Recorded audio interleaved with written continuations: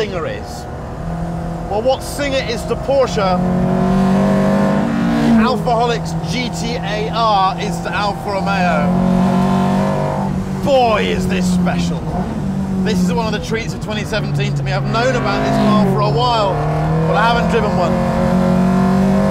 Oh, this is driving at its very best. This is essential driving. Head back, no servo on the brake, no power assisted steering, 2.3 litre 4-cylinder motor, 240 horsepower, 830 kilograms. I'm getting hot and bothered because it's just fantastic.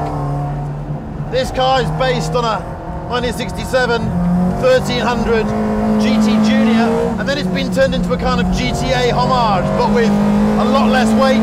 This one has carbon doors, carbon bonnet, everything's been made lighter. 830 kilograms, for crying out loud. And it's expensive. 190 grand plus the vodka and tonic. Where I'm sitting, the driving experience absolutely stacks up for the money. Wow, listen to that engine.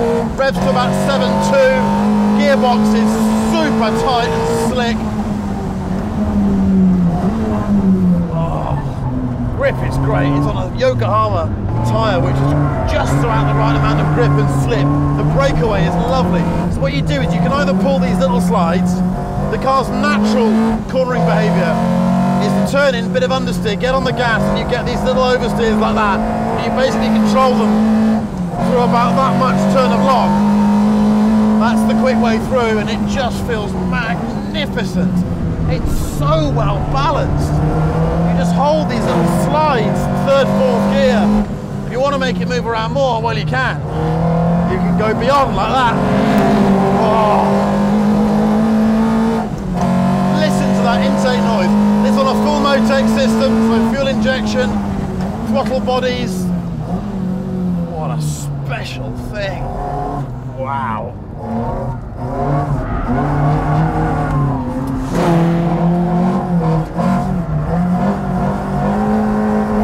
Oh, yeah, take me away. What a thing. Proper car. Oh, now you don't have to spend 190 grand. You can have less carbon and what have you, but from where I'm sitting, if you can afford it, go the whole hog.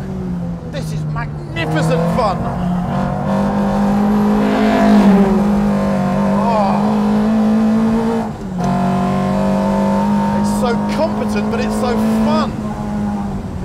God, everyone that's designing a modern sports car should have to drive one of these to remember what it was like.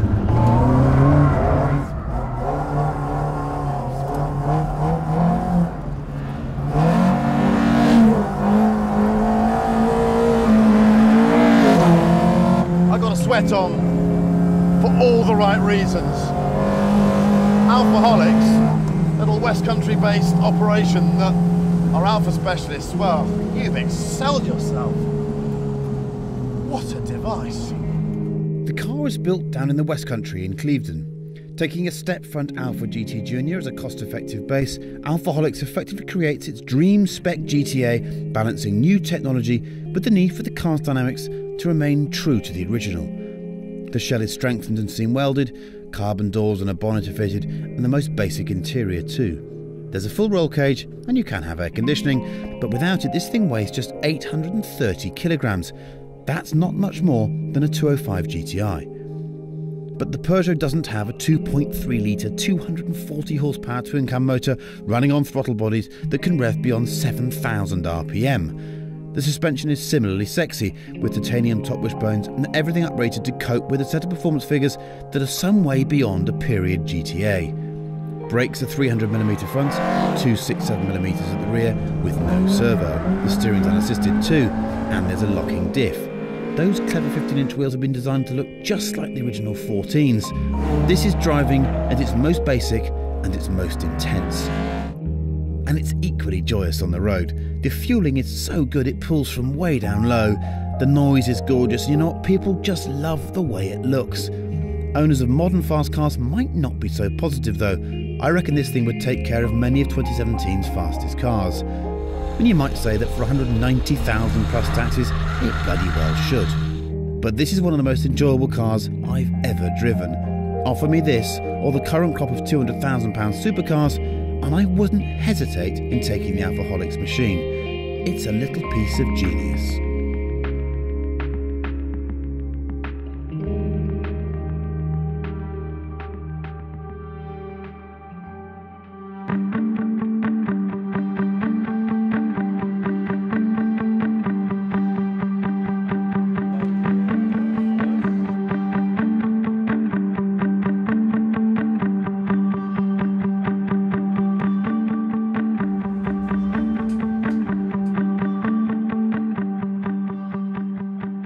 It's September, so it must be Goodwood revival time. I didn't think the revival was actually going to happen this year because Gary Pearson had sent me a single text message earlier in March simply saying, "Do you fancy doing it in a 250LM?" And that couldn't possibly be real, could it?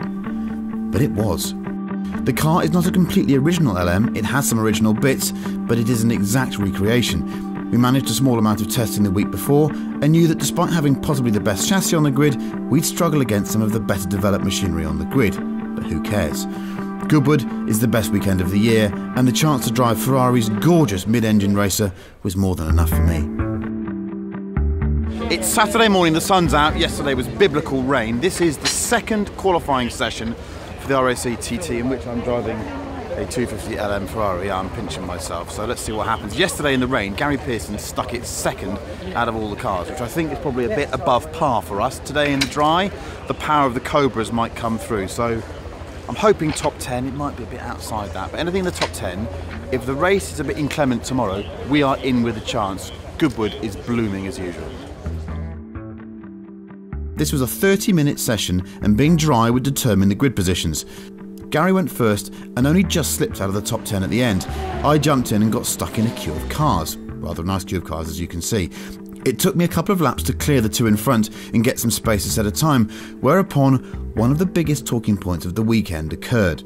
Andy Newell in the beautiful 64 GTO tried to get past me into Woodcote just as I had passed a Corvette. He avoided the back of my car, for which I thank him, but ended up in the tyres. I don't like seeing beautiful machinery damaged, but the accusation that I weaved under braking is answered by this onboard shot. As you can see, I didn't move the wheel. And the fact that I was simply taking the same line I take every lap, and the data showed I braked at exactly the same point.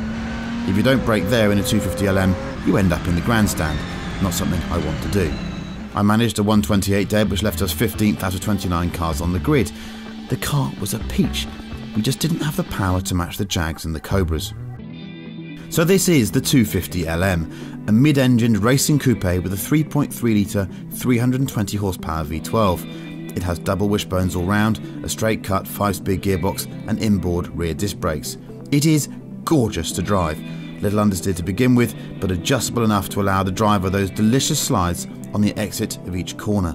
The LM was the last Ferrari to win Le Mans in 1965.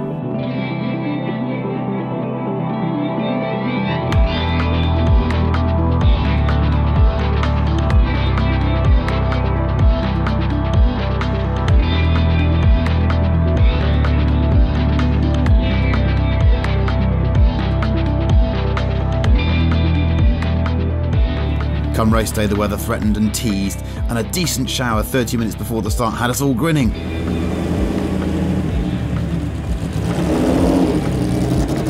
So it is race time. We're in the holding paddock. We'll be going out in about 15 minutes. It's just rain, yes, but it's now just stopped raining and it's drying out really quickly. I think it's going to be a dry race, which is a great shame. If we have another sprinkle, I think we could surprise some people. But if we don't, I think we're gonna struggle a bit. But what a way to struggle! It's the most beautiful car. I can't wait to get in amongst it. So let's hope for a top 15 finish and a good beer afterwards. The holding paddock before the race is just fantastic. Not many places where David Richards ogles your racing car and Richard Atwood talks about what an LM was like to drive back in the day.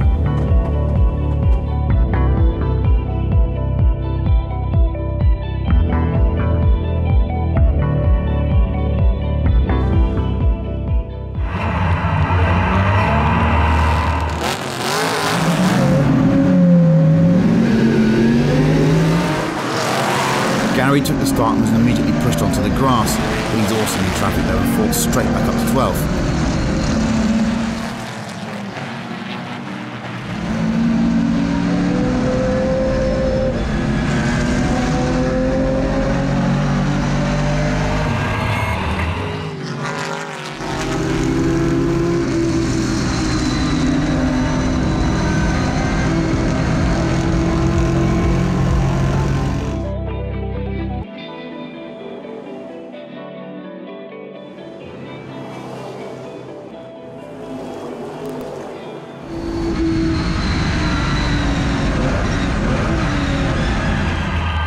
Then he had a top dice with the Lister Costume Coupe before pitting.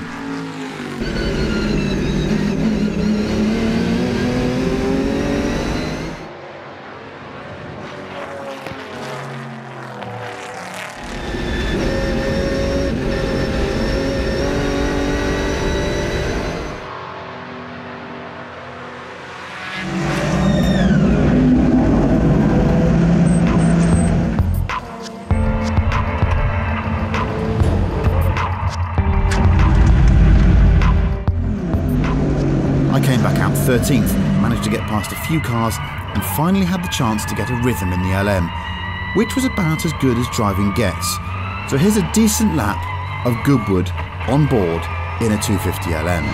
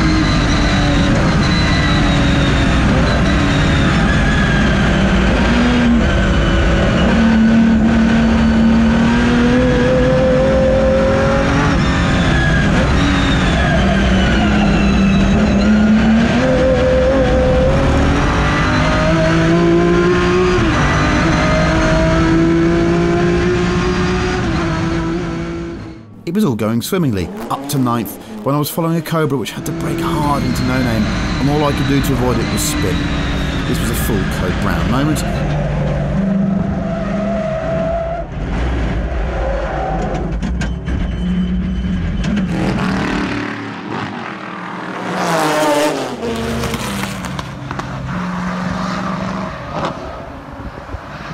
But we recovered, got back past a few more cars and crossed the line eventually in 7th. If you'd offered us 7th the week before, we'd have bitten your arm off. But for a man who never thought he'd see a 250LM, let alone sit in one or slide one around Goodwood, it was a fantastic result. Wow, what a car! What a car. That's the best 7th place ever. Yeah. It's just a joy. Bit of grunt, she's a weapon, isn't she? I've had it rained. We would have been on sleeves.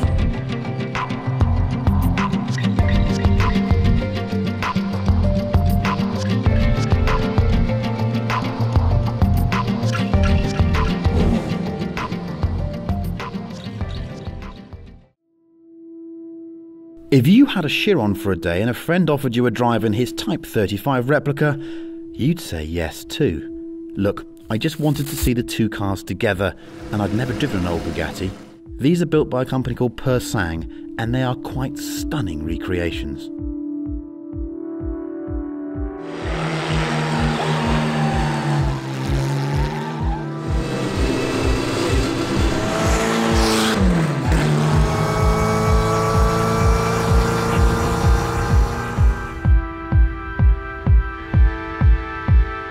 That is a remarkable driving experience. I've had my first squirt, been taught how to drive it by the owner.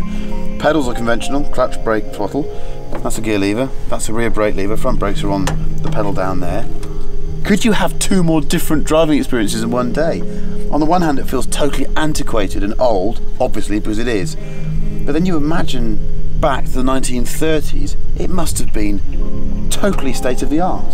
And the quality and the size, it's just a beautiful piece of engineering. They were just light years ahead, weren't they, at the time? This is a demonstration of Ettore Bugatti's genius. I now understand what it's all about. He was kind of a pre-war Colin Chapman, wasn't he?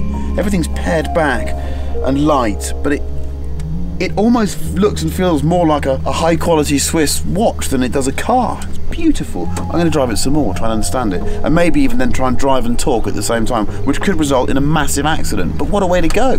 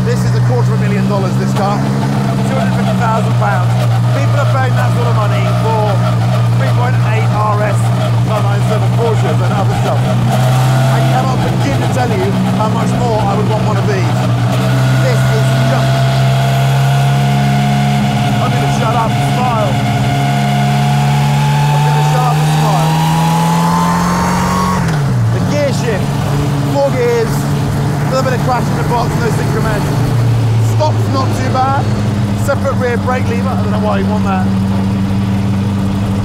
Oh, yes, please. What a machine.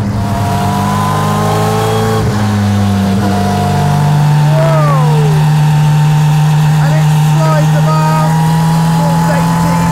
Oh, yes. Yes, yes, yeah. That's the absolute limit of its grip there. Very useful. You could argue that this must have felt more advanced in the mid-20s than the Chiron does now.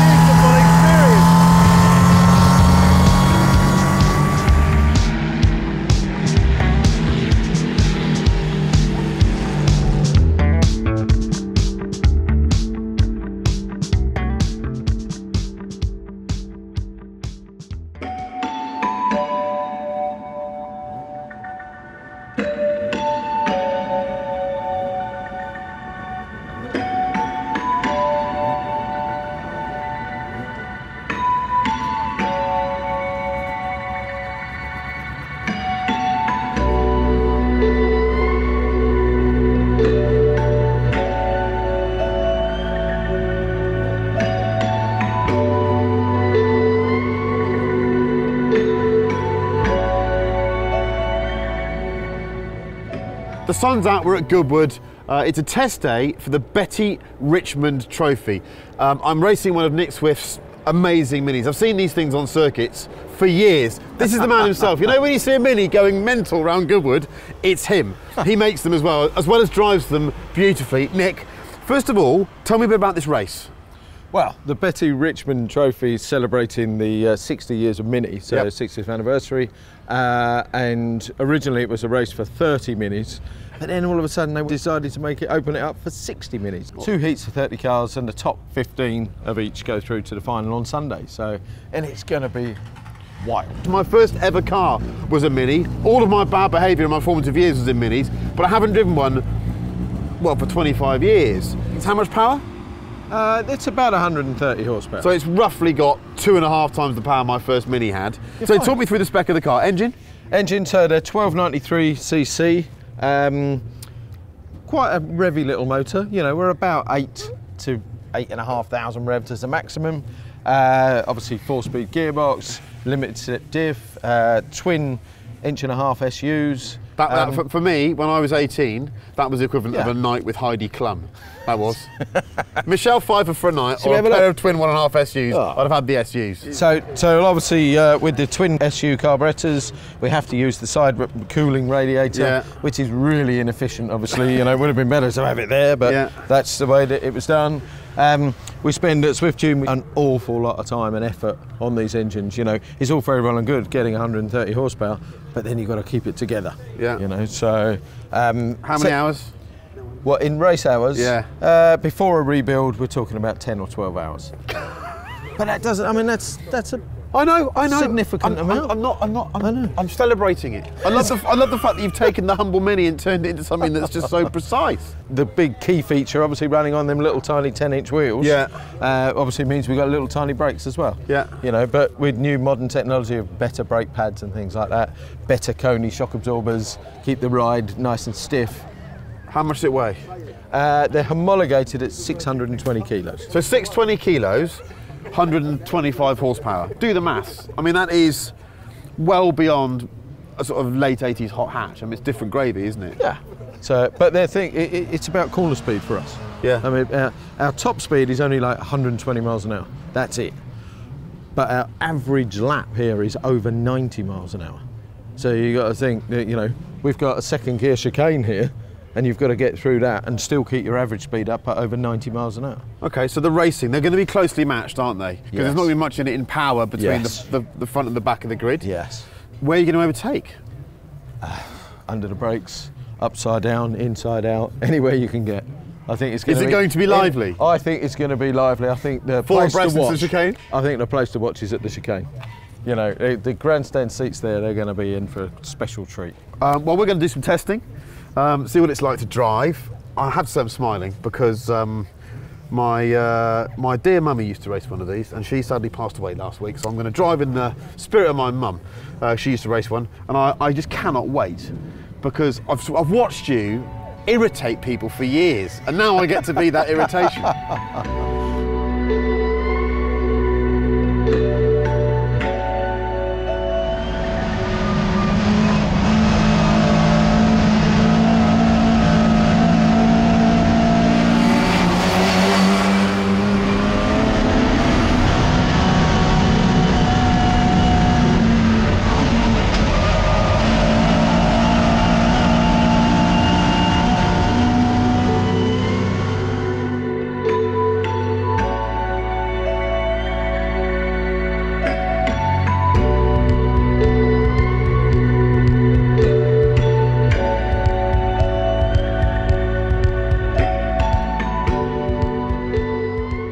So before qualifying, there was lots of standing around pretending to be 60s cool and mostly failing.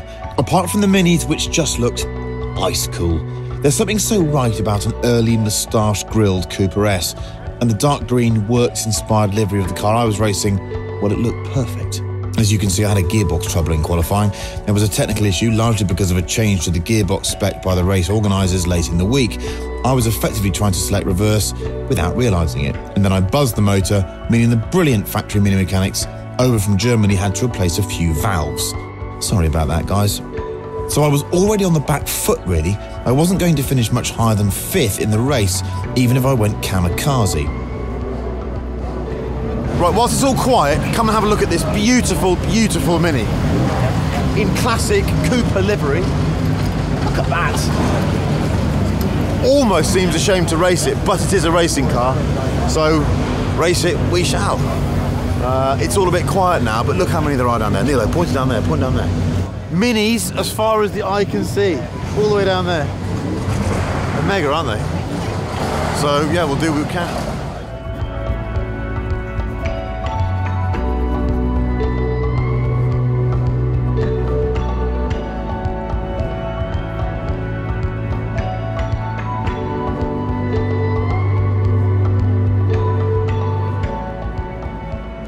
Qualifying not as successful as I'd have hoped. We had a bit of a gearbox issue and then I created a bit of an engine issue. We'll just brush that to one side.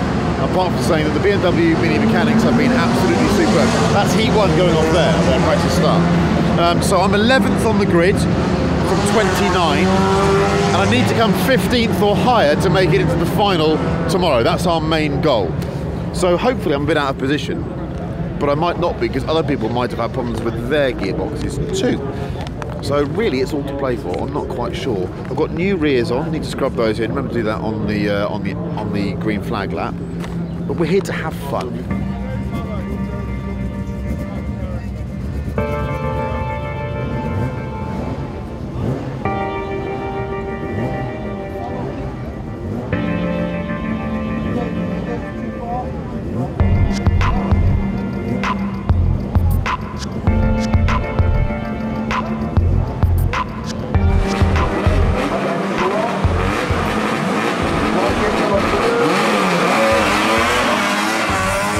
So for Heat 2, my race, I had a good start, nipped past a couple, and then just tried to tuck into the pack and see what madness occurred. Sure enough, there were Minis scattered around St Mary's, so I made a few places there. But I got mugged on the last lap and ended up 7th. Still, it was proper fun.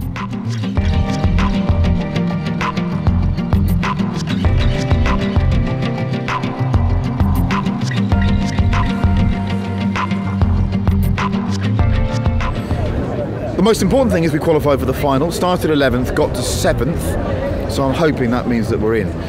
Good close racing. It was a bit leery and I had to get a bit racier than I wanted to, if I'm honest with you, but I managed to hold on at the end. I got mugged by 2 guys into Woodcut, but so what, who cares? The tow effect is really big here, so I need to remember that for tomorrow. That's something I learned today, was that you have to drive it like a catering basically, get in the tow. But that was really good fun. There is nothing better than blue sky end of the day at Goodwood, having a good bit of wheel-to-wheel racing. So I'm a happy man. I might go and have a pint now of blackcurrant lemonade.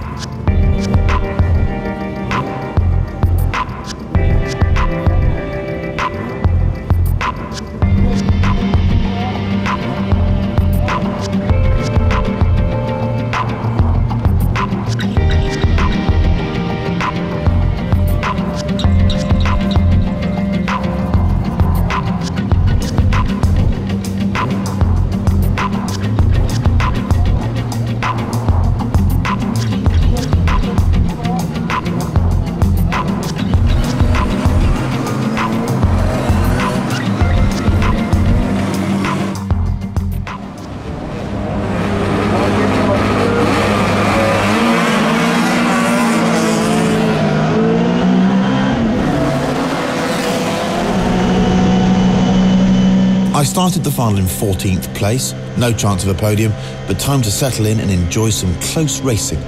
Here's some of the best dicing I enjoyed. It's actually quite difficult to be hard-nosed and racy when you're laughing so much.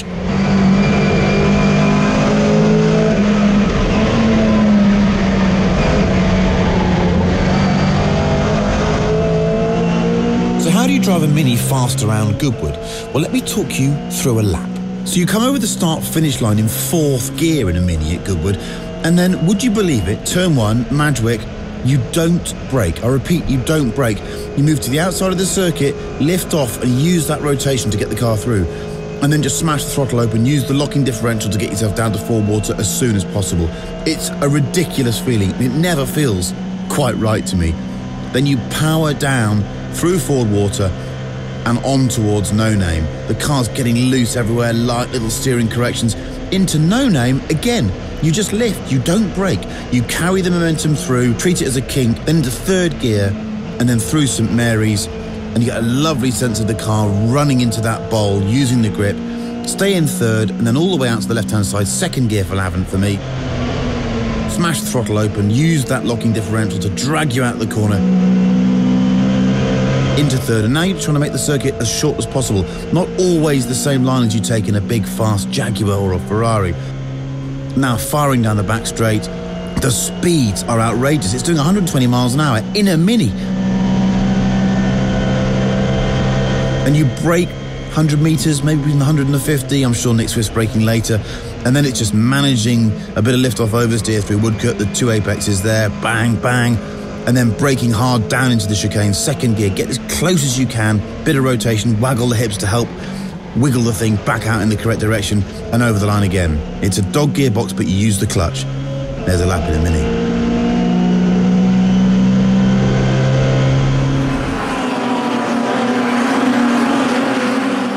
The racing was close, but once I lost the gaggle of cars I was enjoying some mutual slipstreaming with, I had to settle for 11th after a last corner overtake. Out at the front, and frankly in a class of their own, were Nick Padmore and Nick Swift. They diced all race, and then Swift saw his chance and took the victory. The Betty Richmond was supposed to be a one-off for this year's members' meeting, but the racing was so good and the Minis were so popular, I somehow think we might be seeing the same again at next year's members' meeting.